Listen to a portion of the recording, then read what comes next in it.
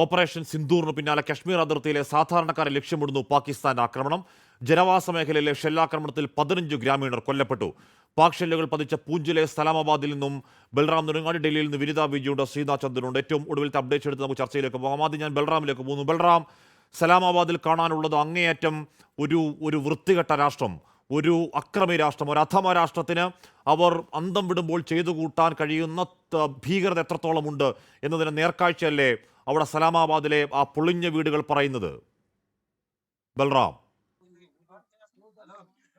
Hashmi Hashmi ഭീകരർക്കെതിരെ Indian സൈന്യം പാകിസ്ഥാനിന്റെ മുഖത്തടിച്ചുകൊണ്ട് നടത്തിയ operation സിന്ദൂറിന് പകരം ചോദിക്കാൻ, സൈന്യത്തോട് നേരിട്ട് പകരം ചോദിക്കാൻ അല്ലെങ്കിൽ നേരിടാൻ ചങ്കൂറ്റമില്ലാത്ത പാക് സൈന്യം എന്ത് ചെയ്തു എന്നുള്ളതിന്റെ ദൃശ്യങ്ങളാണ് നമുക്ക് ഈ ഉറിയിലെ സലാമാബാദിൽ കാണാൻ കഴിയുന്നത്. നമുക്ക് ദൃശ്യങ്ങളിൽ കാണാം, എരിഞ്ഞുകൊണ്ടിരിക്കുകയാണ് ഒരു കുടുംബത്തിന്റെ വീട്.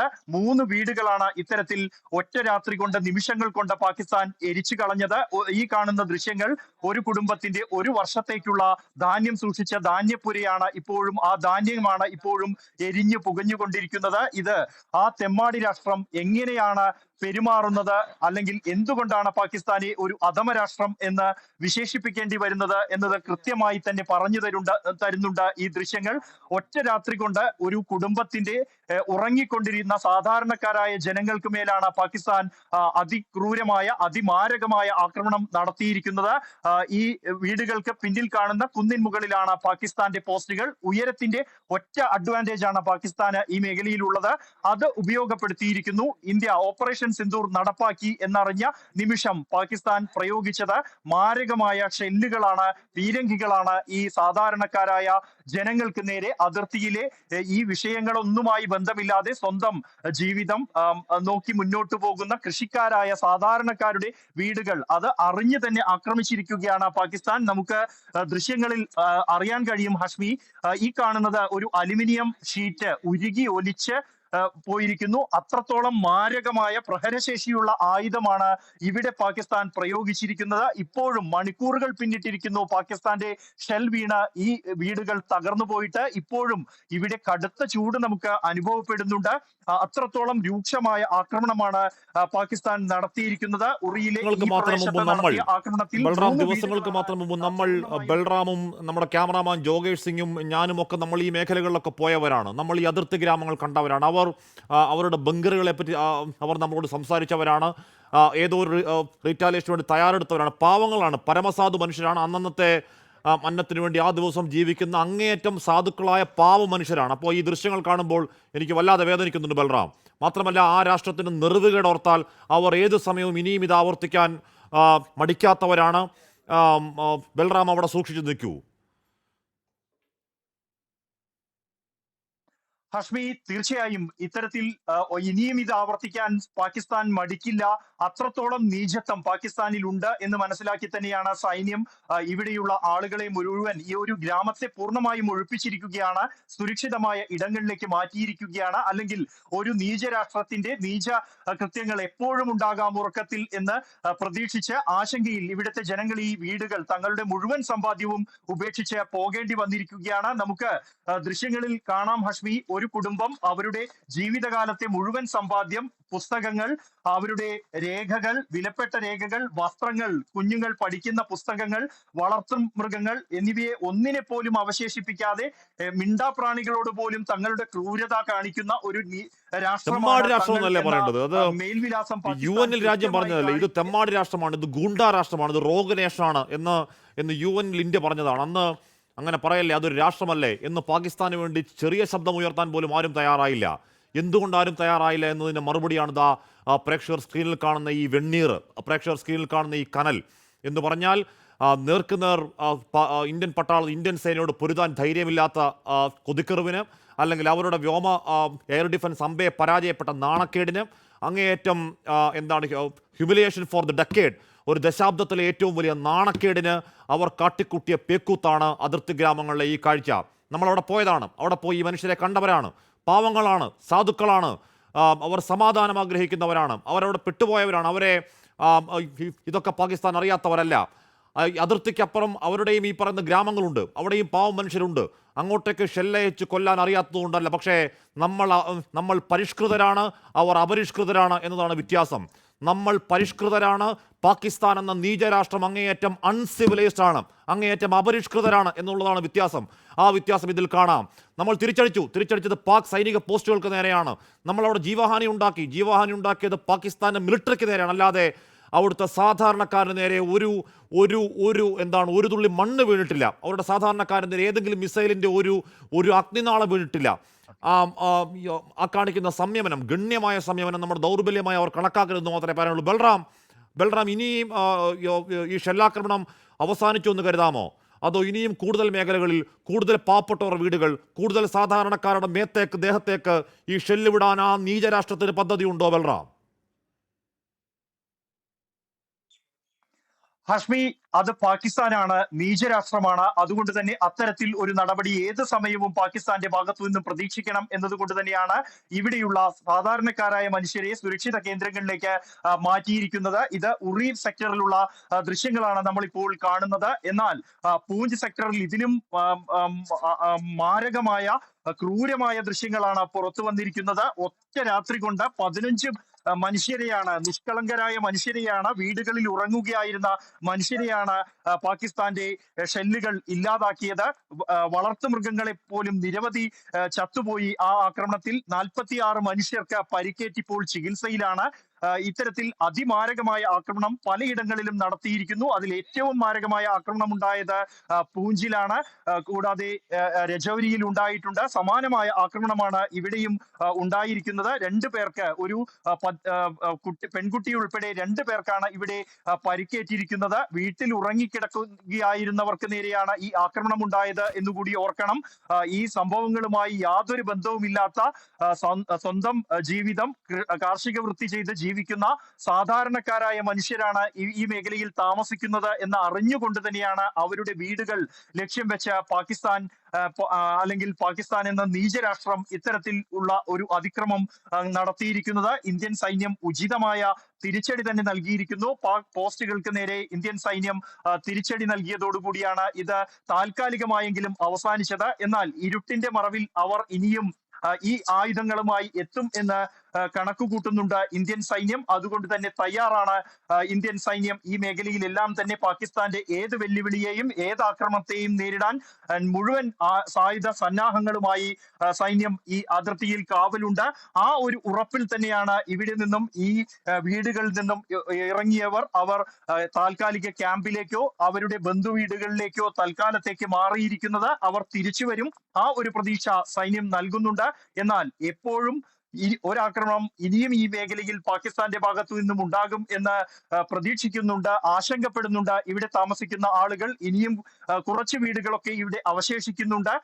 അതുകൊണ്ട് തന്നെ അത് ലക്ഷ്യമാക്കി പാകിസ്ഥാൻ ഇനിയും ആക്രമണം നടത്തിയേക്കും എന്ന് തന്നെയാണ് നടപടികളൊക്കെ ഉണ്ടാകുന്നത്. കാരണം എന്താണ്, രക്തദാഹികളാണ്, ഭീകരവാദികളാണ്, അങ്ങേയറ്റം വൃത്തികെട്ടൊരു രാഷ്ട്രമാണ്, നെറിവുകെട്ട രാഷ്ട്രമാണ്. ഏതെങ്കിലും തരത്തിലുള്ള യുദ്ധമര്യാദയോ ഏതെങ്കിലും തരത്തിലുള്ള മര്യാദയോ അറിയാത്തവരാണ് അവർ. അതല്ല, അതിനപ്പുറം ചെയ്യുമെന്നുള്ളത് നമ്മുടെ ഭൂതകാലം തന്നെയാണ് സാക്ഷ്യം. പ്രിയപ്പെട്ട പ്രേക്ഷകർ, ഈ സ്ക്രീനിൽ കാണുന്ന ഒരു ദൃശ്യം, തീയാളുന്ന ദൃശ്യങ്ങൾ ഈ പറഞ്ഞ ഷെല്ലാക്രമണത്തിന്റെ ആദ്യ മണിക്കൂറിൽ കണ്ട ദൃശ്യമാണ്. ഇപ്പോൾ കാണുന്ന ദൃശ്യം, ഈ ഇപ്പുറത്തെ വിൻഡോയിൽ കാണുന്ന ദൃശ്യം, ഇപ്പോൾ ബൽറാം അവിടെ പോയി നിൽക്കുന്ന ദൃശ്യങ്ങൾ. എനിക്ക് ബൽറാം അവിടെ നിൽക്കുന്ന കാണുമ്പോൾ എനിക്കുള്ളിൽ ഒരു ആദ്യ തോന്നുന്നുണ്ട്, എനിക്കൊരു പേടി തോന്നുന്നുണ്ട്. അതുകൊണ്ട് എത്രയും പെട്ടെന്ന് അവിടുത്തെ ദൃശ്യങ്ങൾ എടുത്തു കഴിഞ്ഞാൽ, അവിടുന്ന് പരമാവധി വാർത്തകൾ ശേഖരിക്കാൻ കഴിഞ്ഞാൽ അവിടെ നിന്ന് മാറില്ലേ ബൽറാമും ജോഗേഷും? ഹഷ്മി, തീർച്ചയായും ഇവിടെ എത്തുന്ന ജനങ്ങൾ, നമ്മൾ ഇങ്ങോട്ട് വരുന്ന വഴിക്കുള്ള ജനങ്ങളും ഈ ആശങ്ക പങ്കുവച്ചിട്ടുണ്ട്. അവിടെ സുരക്ഷിതമല്ല, ഇരുട്ടാകുന്നു. ഇരുട്ട് പാകിസ്ഥാൻ ഇഷ്ടമുള്ള സമയമാണ്, അവർ ആക്രമിക്കാൻ തിരഞ്ഞെടുക്കുന്ന സമയമാണ്. അതുകൊണ്ട് ഇനിയൊരു ആക്രമണത്തിന്റെ സാധ്യതയുള്ളതിനാൽ തന്നെ പരമാവധി വേഗം ഇവിടെ നിന്ന് മാറണമെന്ന് പോലീസും ഒപ്പം തന്നെ ഈ നാട്ടുകാരും നമ്മളോട് പറഞ്ഞിരുന്നു. നമുക്ക് ഈ ദൃശ്യങ്ങൾ എന്നുള്ളത് അതിമാരകമാണ് ഹഷ്മി.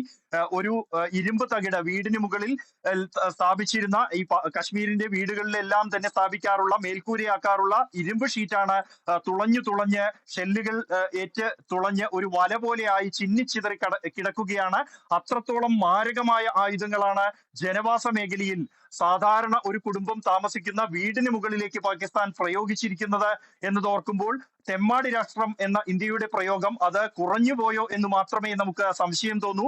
അത്രത്തോളം മാരകമായ ആക്രമണമാണ് ഒരു വീടിന് നേരെ അല്ലെങ്കിൽ വീടുകൾക്ക് നേരെ പോലും പാകിസ്ഥാൻ നടത്തിയിരിക്കുന്നത്. നമ്മളിപ്പോൾ കാണുന്ന ദൃശ്യങ്ങൾ ഈ വീടിന്റെ അടുക്കളയുടെ ദൃശ്യങ്ങളാണ്.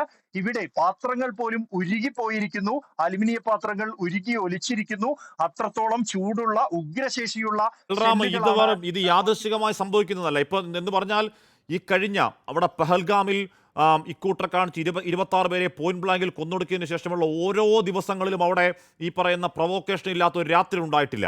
അങ്ങേയറ്റത്തെ സകല മര്യാദയുടെ സീമകൾ ലംഘിച്ച് പോയ 14 രാത്രികൾ ഈ പറയുന്ന കുപ്വാരയിൽ, ഈ പറയുന്ന ബാരാമുള്ളയിൽ, ഈ മേഖലയിൽ, ഉറിയിലൊക്കെ, ഈ മേഖലയിലൊക്കെ പാകിസ്ഥാൻ എന്ന് പറയുന്ന തെമ്മാടി രാഷ്ട്രം ഈ പണി കാണിച്ചുകൊണ്ടേയിരിക്കുകയാണ്. പക്ഷെ ഇന്നിപ്പോൾ ഈ കാണിച്ചത് ആ പ്രകോപനമല്ല, ഇത് മനഃപൂർവ്വം, ഇത് സാധാരണക്കാരെ കൊന്നൊടുക്കുക എന്ന ലക്ഷ്യത്തിൽ ഈ ശക്തി കൂടിയ ഇത് ഷെല്ല് തന്നെയാണോ മറ്റെന്തെങ്കിലും എന്താണ് യുദ്ധോപകരണമാണോ എന്ന് എനിക്ക് സംശയം സത്യമായും ഈ പറയുന്ന തകർന്ന കെട്ടിടങ്ങൾ കാണുമ്പോൾ തോന്നുന്നു ബൽറാം. ഇത് പാകിസ്ഥാൻ എന്ന രാഷ്ട്രം കരുതിക്കൂട്ടി നിരപരാധികൾക്ക് നേരെ നടത്തിയ, മനുഷ്യത്വത്തിനെതിരെ നടത്തിയ ആക്രമണമാണ് പെഹൽഗാമിൽ നടത്തിയത് പോലെ. ബൽറാം, തീർച്ചയായും ഹാഷ്മി, ഇത് മനുഷ്യത്വത്തിനെതിരായ ഒരു ആക്രമണം തന്നെയാണ്. ഈ സാധാരണക്കാരായ ജനങ്ങളെ കൊന്നൊടുക്കുക എന്ന ലക്ഷ്യത്തോടെ തന്നെയാണ് പാകിസ്ഥാൻ ഈ ആക്രമണം നടത്തിയത് എന്ന് അതിനുപയോഗിച്ചിരുന്ന ആയുധങ്ങളുടെ പ്രഹരശേഷി പരിശോധിക്കുമ്പോൾ നമുക്ക് കാണാനാകും. ഹാഷ്മി, നമുക്ക് ദൃശ്യങ്ങളിൽ കാണാം, ഇവിടെ ചില്ല് പാത്രങ്ങൾ പോലും ഉരുകിയ നിലയിലാണ്.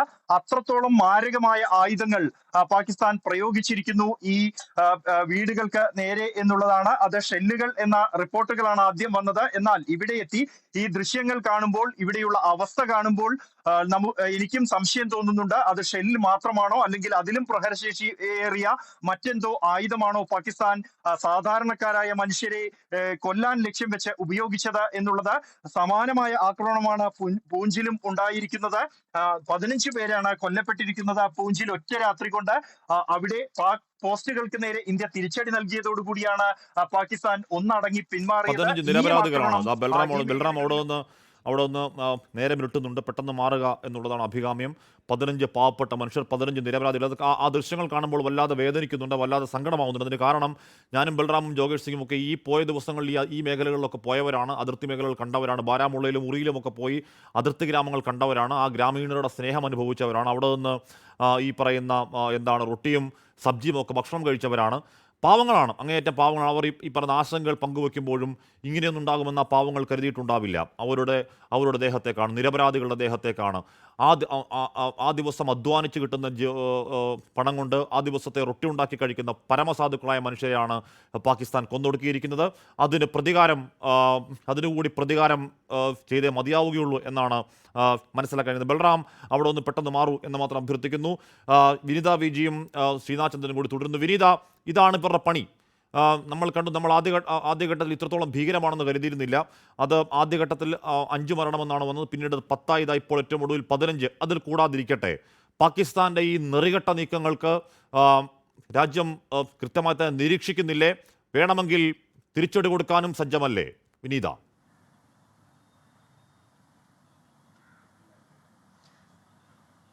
ഉറപ്പായും ഹാഷ്മി, അങ്ങനെ തന്നെയാണ്. ഇന്നലെയും നമ്മൾ അത്തരത്തിലേക്കുള്ളൊരു കടുത്ത നടപടി തന്നെയാണ് നമ്മൾ കണ്ടിട്ടുണ്ടായിരുന്നത്. പക്ഷേ എന്നിട്ടും പാഠം പഠിക്കില്ല ഞങ്ങളെന്ന് പാകിസ്ഥാൻ ആവർത്തിക്കുമ്പോൾ എന്താണ് ചെയ്യാൻ കഴിയുക എന്നതാണ് നമുക്ക് ചോദിക്കാൻ കഴിയുന്നത്. കാരണം ഇന്ന് ഈ ആക്രമണം ഉണ്ടാവുന്നു, തിരിച്ച് ശക്തമായിട്ടുള്ള ആക്രമണം പാകിസ്ഥാന് ഇന്ത്യയിൽ നിന്നും നേരിടേണ്ടി വരുന്നു. പിന്നാലെയാണ് ഈ സാധുക്കളായ, ഹാഷ്മി സൂചിപ്പിച്ചതുപോലെ, സാധുക്കളായ ജനങ്ങൾക്ക് നേരെ ഇത്രയും ശക്തമായിട്ടുള്ള ആക്രമണം, ഒരു പ്രകോപനപരം ഉണ്ടാക്കുക എന്നൊരു ഉദ്ദേശം തന്നെ ആയിരിക്കണം ഒരു പക്ഷേ ഇത്തരം ആക്രമണങ്ങൾക്ക് പിന്നിൽ. ഏതാണെങ്കിലും സ്ഥിതിഗതികളെല്ലാം രാജ്യം വളരെ വ്യക്തമായി തന്നെ നിരീക്ഷിക്കുന്നുണ്ട്. ഇനിയൊരു ആക്രമണത്തിന് മുതിർന്നാൽ ഒരുപക്ഷെ ഈ ഓപ്പറേഷൻ സിന്ദൂർ അതിന്റെ ഒരു തുടക്കം മാത്രമാണ് നിങ്ങൾ ഇപ്പോൾ ഇതാ കണ്ടതെന്നാണ് സുരക്ഷാ ഉപദേഷ്ടാവ് അജിത് ഡോവൽ ഒരു മുൻകരുതൽ എന്ന രീതിയിൽ ഒരു മുന്നറിയിപ്പ് നൽകിയിരിക്കുന്നത്. ഇനിയും സമാന രീതിയിൽ ആക്രമണങ്ങളോ ഏതെങ്കിലും സൈനിക നടപടികളോ തുടർന്നാൽ ഇതിന്റെ ഒരു വലിയ പ്രത്യാഘാതം കൂടി പാകിസ്ഥാനെ നിങ്ങൾക്ക് നേരിടേണ്ടി വരുമെന്നാണ് അദ്ദേഹം സൂചിപ്പിച്ചിട്ടുണ്ടായിരുന്നത്. ഇതുമായി ബന്ധപ്പെട്ടുകൊണ്ടുള്ള യോഗങ്ങൾ, കൂടിക്കാഴ്ചകൾ, സൈനിക നടപടികളെല്ലാം പൂർണ്ണമായിരിക്കുകയാണെന്നാണ് നമുക്ക് മനസ്സിലാക്കാൻ കഴിയുന്നത്. പ്രധാനമന്ത്രി നേരിട്ട് ഈ സൈനിക മേധാവികളുമായി സംസാരിക്കുന്നുണ്ട്. കേന്ദ്ര ആഭ്യന്തരമന്ത്രി ഒപ്പം തന്നെ പ്രതിരോധ മന്ത്രി രാജ്നാഥ് സിംഗ് തുടങ്ങിയവർ ഈ സേനാ മേധാവിമാരുമൊക്കെയായി സംസാരിച്ചിട്ടുണ്ട്. ഏതെങ്കിലും തരത്തിലൊരു പ്രകോപനം ഇനി പാകിസ്ഥാന്റെ ഭാഗത്തുനിന്നുണ്ടായാൽ തക്കതായ മറുപടി അത് മടിച്ചു നിൽക്കാതെ തന്നെ ഇന്ത്യ നൽകുമെന്നൊരു മുന്നറിയിപ്പ് കൂടി നൽകിയിരിക്കുകയാണ്. പക്ഷേ അതേസമയം നമുക്ക് ഏറ്റവും എടുത്തു പറയേണ്ടത് ഈ 9 കേന്ദ്രങ്ങൾ എന്ന് പറയുന്നത് ഈ പാകിസ്ഥാൻ ഭീകരരെ ചേർത്ത് പിടിച്ചു നിർത്തിയിരുന്ന കേന്ദ്രങ്ങൾ, ഈ ഭീകരരെ അവിടെ റിക്രൂട്ട് ചെയ്ത കേന്ദ്രങ്ങളാണ്. ഈ തഹാവൂർ റാണയും ഒപ്പം തന്നെ അജ്മൽ കസബിനെയും അടക്കം ആ കേന്ദ്രങ്ങളിൽ നിന്ന് അവർ ഭീകരത പഠിപ്പിച്ചു വിട്ട മേഖലകളാണ്. പക്ഷേ അവിടെയൊക്കെ ഈ ആക്രമണം നടത്തുമ്പോഴും ഒരു സാധാരണക്കാരന് നേരെയും ഞങ്ങൾ ആക്രമണം നടത്തിയിട്ടില്ലെന്ന് തല ഉയർത്തിക്കൊണ്ട് തന്നെ നമുക്ക് പറയാൻ കഴിയും. ഒപ്പം തന്നെ ആ മേഖലകളിൽ വളരെ കൃത്യമായി ഈ കേന്ദ്രങ്ങൾ മാത്രം കണ്ടെത്തിക്കൊണ്ട് ഇന്റലിജൻസിന്റെ റിപ്പോർട്ടുകൾ ലഭ്യമാകുന്നു. തുടർന്ന് ഏതാണ്ട് 25 മിനിറ്റിനകം ആ മേഖലകൾ 25 മിനിറ്റ് കൊണ്ടാണ് ഒരു ശക്തമായ ഒരു തിരിച്ചടി ഇന്ത്യ നൽകുന്നത്. ഭീകരതയ്ക്കെതിരെയുള്ള പോരാട്ടത്തിൽ ഒറ്റക്കെട്ടായി രാജ്യം ഇനിയും മുന്നോട്ട് എന്നുള്ളത് തന്നെയാണ് നമുക്ക് പറയാൻ കഴിയുന്നത്. അതാണ് ഇന്ത്യയും പാകിസ്ഥാനും തമ്മിലുള്ള വ്യത്യാസം. നമ്മളൊരു പരിഷ്കൃത രാജ്യമാണ്, പാകിസ്ഥാൻ എന്ന് പറയുന്ന അപരിഷ്കൃത രാജ്യമാണ്. നമ്മുടെ മിസൈൽ എന്താ ജനവാസ കേന്ദ്രങ്ങൾ പോയി വീണാൽ പൊട്ടില്ലേ? അത് പൊട്ടണ്ട എന്ന് നമ്മൾ തീരുമാനിക്കുന്നതാണ്. അത് നമ്മൾ പഠിച്ച സഹിഷ്ണുത, നമ്മൾ പഠിച്ച പരിഷ്കാരം. അവർ അൺസിവിലൈസ്ഡ് ആയ കാട്ടുചിന്തയിൽ ജീവിക്കുന്നവരാണ്. അതുകൊണ്ടാണ് സാധാരണക്കാർക്ക് നേരെ ഉള്ള ആക്രമണം. അത് ഏറ്റവും ഒടുവിൽ വരുന്ന വാർത്ത, ഓപ്പറേഷൻ സിന്ദൂറിൽ ഇന്ത്യൻ സേനയ്ക്ക് ഒരു നാശനഷ്ടവും ഉണ്ടായിട്ടില്ല എന്നാണ് പ്രതിരോധ വൃത്തങ്ങൾ കൃത്യമായി പറയുന്നത്. ശ്രീനാഥ്, രാവിലെ ഇന്ത്യയുടെ ഒരു ഫൈറ്റർ ജെറ്റ് അടിച്ചിട്ട് വന്നത് അവകാശവാദം, പിന്നെ അത് 2ആയി, പിന്നെ അത് 3ആയി, പിന്നെ അത് 4ആയി, പിന്നെ അത് 5ആയി, പിന്നെ അത് 6ആയി, 2 റഫാലായി, ഒരു മിഗായി, ഈ പറയുന്ന ഒരു സുഖോയിയായി. ഇത് പച്ചക്കള്ളമാണെന്ന് പലയാവർത്തി പൊളിഞ്ഞിട്ടും പാക് മാധ്യമങ്ങൾ പറയുന്ന കള്ളം പൊളിച്ചടുക്കിയിട്ടും അവരുടെ പാക് പ്രധാനമന്ത്രി അവരുടെ ദേശീയ കൗൺസിൽ പറയുകയാണ് ഇന്ത്യയുടെ 5 ഫൈറ്റർ ജെറ്റുകൾ അടിച്ചിട്ട് വന്ന്. കള്ളം ഇങ്ങനെ പറയാൻ ഉളുപ്പുണ്ടോ ആ രാജ്യത്തിന്, ശ്രീനാഥ്? പാക് പ്രധാനമന്ത്രി ഏതായാലും ആ കള്ളം ഇപ്പോഴും ആവർത്തിക്കുന്നുണ്ട്. അല്പസമയം മുമ്പാണ് പാക് പാർലമെന്റിൽ അദ്ദേഹത്തിന്റെ ഒരു പ്രസ്താവന, അദ്ദേഹം രാജ്യത്തെ അഭിസംബോധന ചെയ്യും വണ്ണം നടത്തിയ പ്രസ്താവന, 5 ഫൈറ്റർ ജെറ്റുകൾ വെടിവെച്ചിട്ടു എന്നതാണ് ഇപ്പോഴും അവർ ആവർത്തിക്കുന്നത്. പക്ഷേ ആ വെടിവെച്ചിട്ട ഫൈറ്റർ ജെറ്റുകളിൽ ഏതെങ്കിലും ഒന്നിന്റെ ഒരു ഇരുമ്പ് ചീള് പോലും പാകിസ്ഥാന് തെളിവായി കാണിക്കാനില്ല എന്നതാണ് വളരെ വലിയ തമാശ. മാത്രമല്ല, ഇത്ര ഫൈറ്റർ ജെറ്റുകൾ പാകിസ്ഥാൻ അകത്തേക്ക് കയറി ചെന്ന് ആക്രമണം നടത്തി എന്ന കാര്യം രാവിലെ അവർ സമ്മതിക്കുന്നുണ്ടായിരുന്നു. വലിയ റഡാറുകളും മറ്റും അതിർത്തി മേഖലയിലേക്ക് എത്തിച്ചു എന്ന വാർത്തകൾ ഈ ആക്രമണത്തിന് മുൻപ് അവരുടെ തയ്യാറെടുപ്പുകളായി നമ്മൾ കേട്ടതാണ്. പക്ഷേ എന്ത് റഡാറുകളാണ് പാകിസ്ഥാന്റെ കൈവശമുള്ളത് എന്ന് അവിടുത്തെ ജനങ്ങൾ പോലും ചോദിക്കുന്ന സാഹചര്യത്തിൽ അമ്പേ നാണം കെട്ടി നിൽക്കുകയാണ് അവിടുത്തെ എയർഫോഴ്സ് അടക്കമുള്ള സേനാ സംവിധാനങ്ങളൊക്കെ തന്നെ. ഈ എയർഫോഴ്സ് ഈ ആക്രമണത്തിന് തൊട്ട് മുമ്പ് പാകിസ്ഥാൻ എയർഫോഴ്സ് ചെയ്ത ട്വീറ്റ് രാവിലെ മുതൽ ആഷ്മി പറയുന്നുണ്ട്. അതായത്, നിങ്ങൾ ഉറങ്ങിക്കോളൂ, ഞങ്ങൾ നിങ്ങളെ സംരക്ഷിക്കാൻ കാവലായി ഉണ്ട് എന്ന് പറഞ്ഞ് ഏതാനും ഒരു മണിക്കൂർ പോലും തികഞ്ഞു കാണില്ല, ഇന്ത്യൻ സേന അതിനകത്ത് കയറി ആക്രമണം നടത്തിയിരിക്കുന്നു. പാകിസ്ഥാനിലെ ഭീകര താവളങ്ങളിലാണ് ഇന്ത്യ ആക്രമണം നടത്തിയത്. പാകിസ്ഥാൻ ഈ പെഹൽഗാമിലെ ആക്രമണ സമയത്ത് പാകിസ്ഥാൻ പറഞ്ഞത് ഈ സാധാരണക്കാരെ ആക്രമിച്ചത് അതിൽ ഞങ്ങൾക്കൊരു പങ്കുമില്ല, ഞങ്ങൾ സാധാരണക്കാരെ ആക്രമിക്കുന്നില്ല, ഇന്ത്യ ഇപ്പോൾ ഇവിടെ വന്ന് നടത്തിയത് സിവിലിയൻസിന് നേരെയുള്ള ആക്രമണമാണ് എന്നൊരു നെറേറ്റീവ് പാകിസ്ഥാൻ നൽകാൻ വേണ്ടി ശ്രമിച്ചു. പക്ഷേ ഇപ്പോൾ എന്താണ് കാണുന്നത്?